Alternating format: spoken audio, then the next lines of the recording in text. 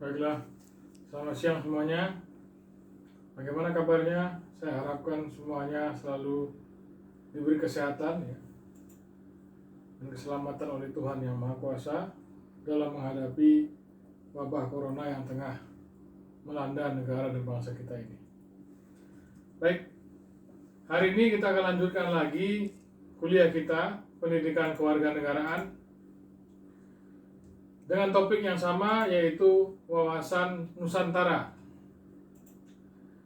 Minggu lalu kita sudah berbicara tentang bagaimana pengaruh dari deklarasi Juanda dan deklarasi Landas Kontinen terhadap perluasan wilayah negara Republik Indonesia. Awalnya kan karena ordonansi yang diberlakukan oleh pemerintah Hindia Belanda pada tahun 39, negara Indonesia tidak bisa bersatu secara utuh, secara teritorial, karena setiap pulau itu hanya dihitung 3 mil saja wilayahnya, wilayah lautnya. Itu sangat-sangat kecil sekali ya. Sehingga antar pulau tidak bisa menjadi suatu negara kesatuan yang utuh. Akan tapi dengan munculnya deklarasi Juanda dan deklarasi Landas Kontinen, kita kemudian bisa menjadi suatu negara kesatuan, walaupun negara kepulauan, tapi kita bisa menjadi negara kesatuan dengan teritorial yang utuh, jadi saling tidak terpisah, tapi bersatu.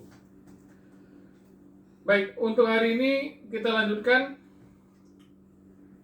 Pasca deklarasi Landas Kontinen, ada lagi pertambahan wilayah negara kesatuan Republik Indonesia, yaitu dengan munculnya apa yang dinamakan sebagai zona ekonomi eksklusif. Jadi pada tanggal 21 Maret tahun 80, pemerintah Indonesia mengumumkan apa yang dinamakan sebagai zona ekonomi eksklusif. Jadi cara menghitungnya ya, bisa dilihat di slide kedua. Dengan lebar 200 mil diukur dari garis dasar laut wilayah Indonesia ya, sampai 200 mil itu adalah wilayah yang diperbolehkan bagi bangsa kita, baik nelayan maupun profesi lainnya, untuk melakukan eksplorasi laut, baik mencari ikan maupun untuk menggali potensi-potensi laut yang lainnya. Ini sebenarnya berdasarkan atas konferensi PBB tentang hukum laut 2 di New York pada 30 April tahun 82. Jadi konferensi itu menerima The United Nations Convention on the Law of the Sea atau UNCLOS. Ini kemudian ditandatangani pada tanggal 10 Desember tahun 82 di Montego Bay, Jamaika. Ada 117 negara yang menandatanganinya, termasuk di dalamnya adalah Indonesia. Nah, bisa dilihat pada slide ketiga ya. Ada pertambahan yang cukup signifikan akibat diberlakukannya zona ekonomi eksklusif. Jadi bisa dilihat di yang diarsir krim atau merah muda ya. Itu adalah wilayah zona ekonomi eksklusif. Jadi bangsa kita boleh melakukan eksplorasi laut di zona ekonomi eksklusif. Nah, konvensi yang disahkan di Jamaika tadi mengakui asas negara kepulauan atau Archipelagic State Principle. Dan setelah itu ditetapkan asas pengukuran zona ekonomi eksklusif. Dan pemerintah kita menetapkan Undang-Undang Nomor 5 Tahun 83 tentang ZEE atau zona ekonomi eksklusif, dan Undang-Undang Nomor 17 Tahun 85 tentang ratifikasi UNCLOS. Nah, inilah. Jadi pasca zona ekonomi eksklusif, wilayah kita, negara kepulauan ini menjadi semakin luas, sehingga bangsa kita bisa menjadi semakin leluasa untuk melakukan eksplorasi laut, sehingga kembali ke fitrah kita, ya, kembali ke asal kita, yaitu sebagai bangsa maritim ya, atau bangsa pelaut. Nah, kita lanjutkan. Kita akan selanjutnya membahas tentang tujuan dari wawasan Nusantara. Ya, jadi topiknya adalah wawasan Nusantara. Tujuannya apa? Kalau kita lihat ada dua. Yang pertama adalah ke dalam. Ke dalam itu untuk mewujudkan satu kesatuan segenap aspek kehidupan nasional, baik alamiah maupun aspek sosial. Yang kedua adalah ikut mewujudkan kebahagiaan, ketertiban dan perdamaian bagi seluruh umat manusia di dunia. Jadi ke dalamnya bagaimana mengintegrasikan ya seluruh aspek kehidupan nasional kita, keluarnya bagaimana membuat masyarakat dunia ini menjadi hidup damai dan tertib ya. Sehingga kita semua bisa hidup berdampingan secara damai. Nah, untuk itu ada beberapa unsur dasar wawasan Nusantara. Yang pertama adalah wadah. Wadah ini meliputi 3 unsur, yaitu yang pertama adalah wujud wilayah, yang kedua tata inti organisasi, yang ketiga tata kelengkapan organisasi. Jadi wujud wilayah adalah bagaimana wilayah negara Indonesia yang terdiri dari ribuan pulau ya. Laut dan udara di atasnya adalah satu kesatuan ruang wilayah. Artinya wilayah Indonesia ini ya walaupun terdiri dari ribuan pulau akan tapi merupakan satu kesatuan politik, ekonomi, sosial, budaya dan hankam, tidak terpisah-pisah. Jadi kita bukan negara federal yang masing-masing negara bagian memiliki independensi sendiri-sendiri. Kita bukan negara seperti itu, tetapi adalah merupakan sebuah negara kesatuan yang bulat dan utuh. Yang kedua adalah tata inti organisasi, artinya bagaimana organisasi penyelenggaraan negara Republik Indonesia. Nah, di sana kan kita bisa lihat ada sistem pemerintahan kita seperti apa. Kita ada lembaga yang mewakili rakyat, yaitu Dewan Perwakilan Rakyat di pusat dan di daerah Dewan Perwakilan Rakyat daerah. Dan kedaulatan berada di tangan rakyat. Jadi setiap 5 tahun sekali kita diberikan hak untuk memilih wakil-wakil kita, baik itu di legislatif maupun di eksekutif. Dan DPR memiliki kedudukan yang kuat walaupun sistem pemerintahan kita adalah sistem yang presidensial, artinya presiden memiliki hak prerogatif untuk menentukan menteri, jadi tidak bisa ditekan oleh DPR. Akan tapi presiden juga tidak bisa mengubarkan DPR. Nah itulah wujud dari bahwa negara Indonesia adalah negara hukum ya, atau Rechtsstaat, bukan negara kekuasaan. Selanjutnya adalah tata kelengkapan organisasi. Ini meliputi bagaimana kesadaran politik dan bernegara yang dimiliki oleh seluruh warga negara Indonesia ya, dan seluruh elemen rakyat Indonesia seperti partai politik ya, ormas, pers, dan semua aparatur negara. Jadi kalau kita semua memiliki kesadaran politik yang cukup aktif, artinya untuk tata kelengkapan organisasi ini bisa sangat menunjang implementasi dari wawasan Nusantara. Nah, itu tadi adalah unsur pertama dari unsur dasar wawasan Nusantara, yaitu wadah. Berikutnya adalah isi. Isinya seperti apa?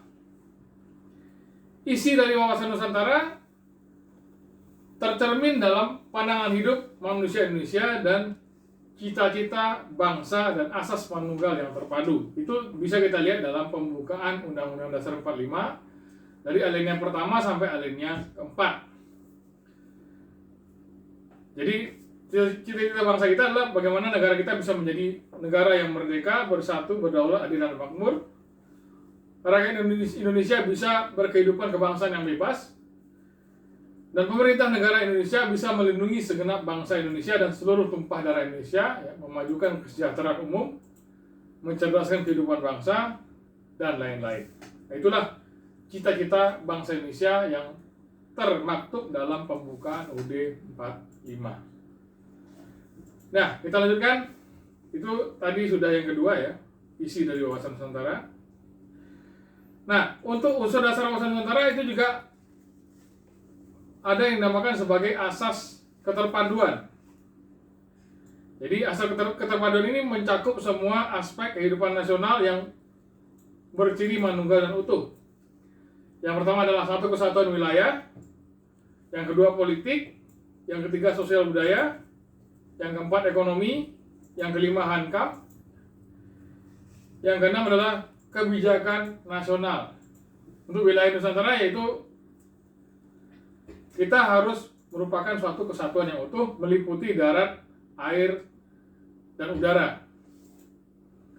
Yang kedua, suatu kesatuan politik artinya satu konstitusi, undang-undang dasar, dan implementasinya dalam kehidupan berbangsa dan bernegara didasarkan atas Pancasila sebagai ideologi bangsa dan negara Indonesia. Yang ketiga adalah satu kesatuan sosial budaya, artinya ketika kita memiliki beragam suku, agama, dan ras, kita tidak menjadikannya sebagai hal yang menjauhkan, akan tapi menjadi hal yang menstimulasi persatuan bangsa Indonesia. Itu yang dinamakan sebagai Bhinneka Tunggal Ika. Berikutnya satu kesatuan ekonomi, artinya ekonomi kita bukan ekonomi liberal, akan tapi merupakan ekonomi yang berdasarkan atas asas kekeluargaan dalam satu sistem ekonomi kerakyatan. Jadi tidak saling menjatuhkan, tapi saling tolong-menolong dan gotong royong. Yang kelima, satu kesatuan pertahanan dan keamanan. Artinya ketika ada musuh dari luar, bangsa kita bisa bersatu padu untuk mempertahankannya secara bersama-sama. Itu yang dinamakan sebagai sis hankam rata. Yang keenam, bagaimana kebijakan nasional ini bisa bersinergis dengan kebijakan-kebijakan di daerah. Jadi antara nasional dan daerah, walaupun ada otonomi daerah, tidak boleh saling berseberangan. Contohnya misalnya seperti sekarang ada kebijakan pembatasan sosial berskala besar. Nah, di sini kejelian dari pemerintah. Pemerintah sekarang menyerahkan pada pemerintah daerah untuk pelaksanaan dari PSBB ini. Jadi tidak memaksa setiap daerah untuk mengimplementasikan PSBB, tapi tergantung pada permintaan dari daerah tersebut dan bagaimana kondisi dari daerah yang akan diterapkan PSBB. Sampai sekarang kan di Jogja belum diterapkan karena memang pemerintah daerah Jogja belum meminta pada pemerintah pusat untuk pemberlakuan PSBB. Tapi di daerah lain sudah.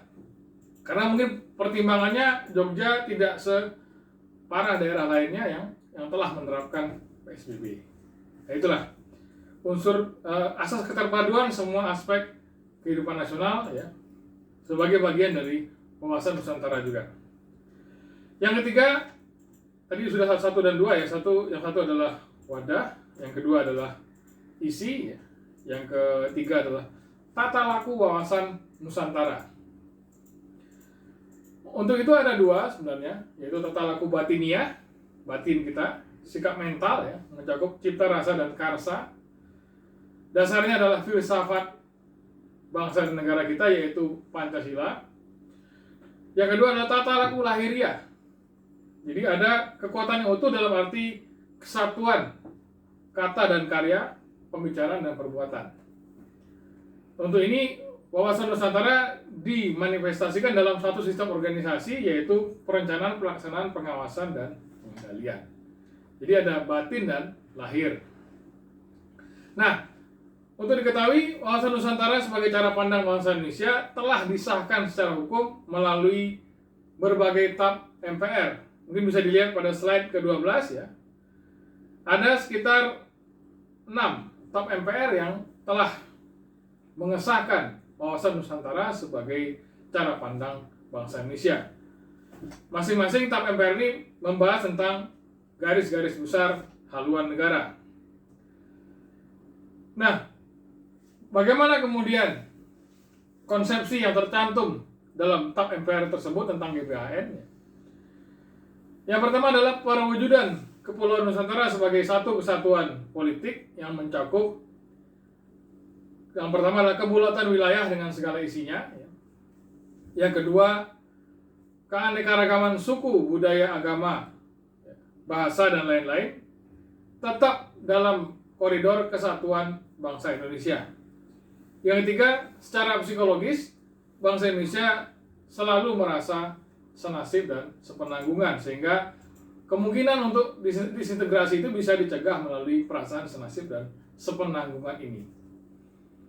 Yang keempat, Pancasila merupakan satu-satunya filsafat bangsa dan negara Indonesia dan merupakan pandangan hidup atau ideologi bangsa dan negara Indonesia. yang mengarahkan bangsa dan negara kita untuk mencapai tujuan yang dicita-citakan oleh bangsa dan negara Indonesia. Yang kelima, seluruh kepulauan Nusantara adalah satu kesatuan hukum, ya, dalam arti bahwa hanya ada satu hukum nasional. Jadi tidak bisa satu daerah beda hukum, tidak bisa. Karena itu, ketika ada kriminal yang melarikan diri ke wilayah lain, tetap bisa ditangkap. Seperti kemarin kan yang si Paleka itu ya, yang melakukan prank sampah itu, walaupun dia lari ke daerah lain, dia tetap bisa ditangkap. Karena hukum kita adalah hukum yang satu. Beda misalnya kalau di Amerika Serikat, ketika dia melakukan tindak kriminal di New York, kabur ke Los Angeles, dia tidak bisa ditangkap karena hukumnya berbeda. Nah, karena kita menganut wawasan Nusantara, maka hukum kita satu, tidak terpisah-pisah atau tidak berbeda sesuai wilayah. Nah, baiklah, kita lanjutkan ya. Berikutnya adalah perwujudan Kepulauan Nusantara sebagai satu kesatuan ekonomi. Jadi ini meliputi bagaimana kekayaan wilayah Nusantara ini bisa menjadi modal dan milik bersama bangsa dan negara Indonesia, ya, dan bisa digunakan untuk kebutuhan seluruh wilayah Indonesia secara merata. Artinya misalnya ketika ada daerah yang memiliki sumber daya alam yang cukup banyak, ya, seperti misalnya Aceh kan memiliki berbagai sumber daya alam minyak bumi misalnya. Idealnya itu bisa dijadikan juga sebagai sumber daya atau modal untuk membangun daerah-daerah lainnya juga. Akan tapi juga jangan sampai wilayah Aceh ketinggalan juga. Kan kalau dulu kan yang diprotes oleh bangsa Aceh atau rakyat Aceh, oleh rakyat Aceh adalah ketika Pulau Jawa makmur, ya, sementara Aceh ketinggalan, padahal mereka memiliki sumber daya alam yang cukup banyak, khususnya minyak bumi. Nah, harusnya kalau kita berbicara wawasan Nusantara, semua pembangunan infrastruktur, ya, di seluruh wilayah Indonesia haruslah merata.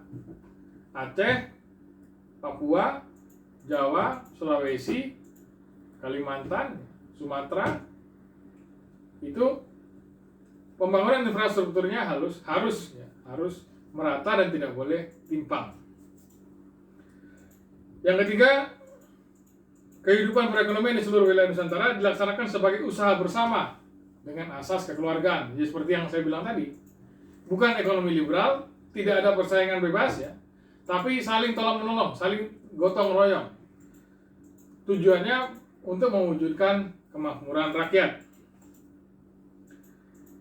Yang terakhir adalah bagaimana tingkat perkembangan ekonomi harus seimbang dan serasi di seluruh daerah tanpa menafikan ciri khas yang dimiliki oleh daerah masing-masing. Ya, ini kan sekarang ada yang dinamakan sebagai ekonomi kreatif yang berbasis pada kearifan lokal misalnya.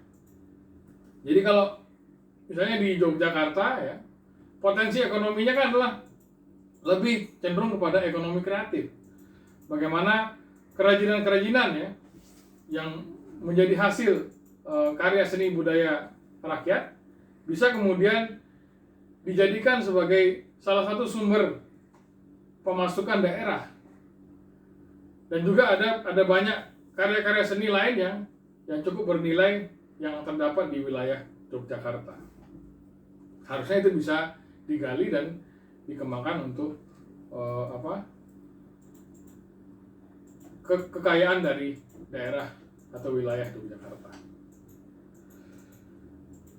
Yang ketiga adalah perwujudan Kepulauan Nusantara sebagai satu kesatuan sosial budaya.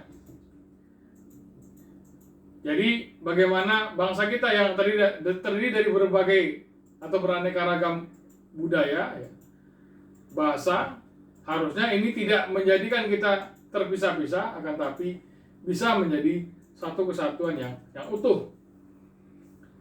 Sehingga bangsa kita walaupun ada beragam budaya tradisional, ya, tapi kita tetap menjadi satu bangsa yang bersatu, ya, khususnya ketika ada ancaman dari luar. Yang keempat, bagaimana perwujudan Kepulauan Nusantara sebagai satu kesatuan pertahanan dan keamanan. Nah ini seperti yang saya bilang tadi ya, ketika ada ancaman dari luar, walaupun kita tidak mengenal wajib militer, tapi dalam sejarah Sishan Kamrata ini pernah diterapkan, atau sistem pertahanan dan keamanan rakyat semesta ini pernah kita terapkan pada tanggal 10 November tahun 45. Saat itu rakyat Indonesia di Surabaya berhasil mengusir sekutu ya. Mereka dengan bersatu padu ya dari seluruh profesi, dari seluruh kalangan ya, turun ke medan perang untuk mempertahankan kemerdekaan Indonesia yang masih muda.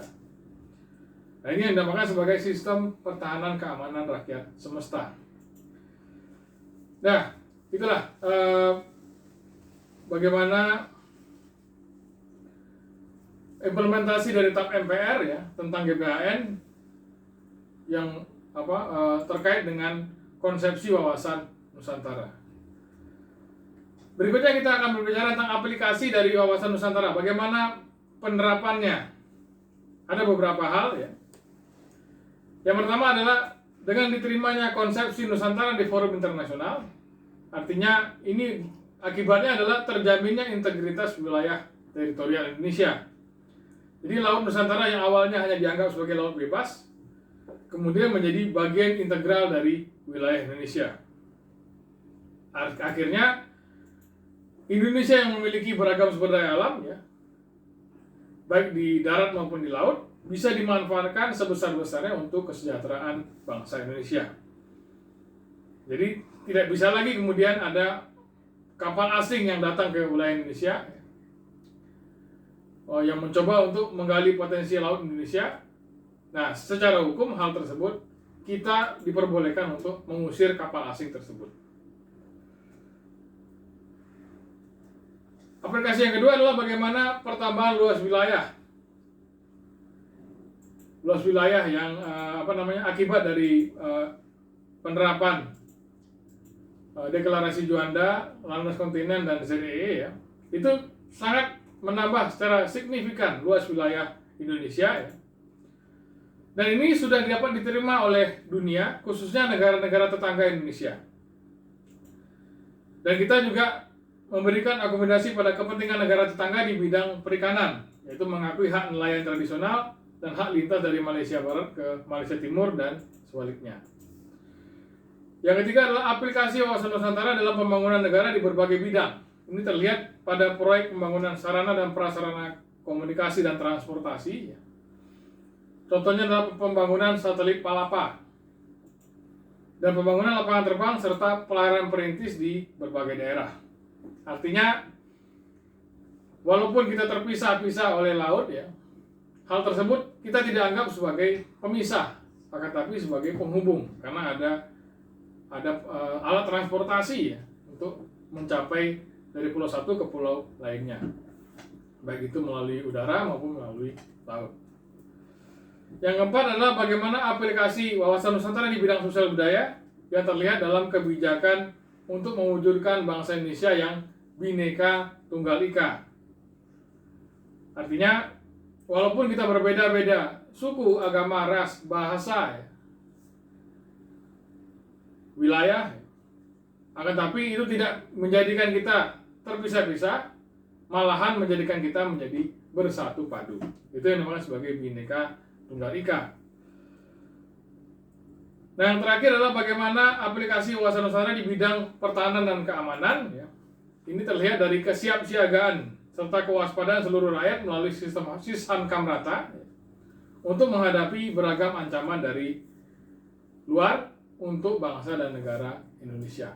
Ya, sekarang kan sebenarnya kelihatan saja kita ini yang berbeda-beda, tapi pada dasarnya kita itu adalah satu kesatuan yang utuh.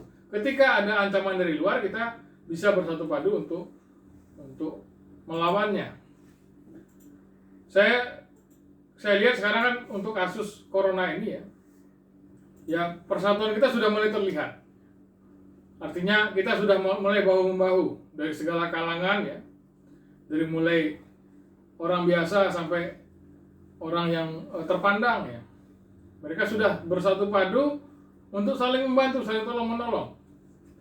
Dan ada banyak seniman-seniman juga yang kemudian melakukan konser amal untuk mengumpulkan dana bagi orang-orang yang terdampak corona. Itu mungkin merupakan salah satu implementasi dari Wawasan Nusantara juga. Karena kita merupakan satu masyarakat yang berbeda-beda, akan tapi ketika ada bencana seperti ini, kita menjadi bersatu. Ya, mudah-mudahan ke depannya dengan modal ini, dengan Wawasan Nusantara ini, kita bisa cepat lepas dari wabah corona ini. Itu saja mungkin untuk hari ini ya. Jangan lupa untuk mengecek tugas kelas atau classwork. Dan jangan lupa untuk mengumpulkan dan menjawab dan mengumpulkan tugas kelas atau classwork itu sebagai ganti presensi.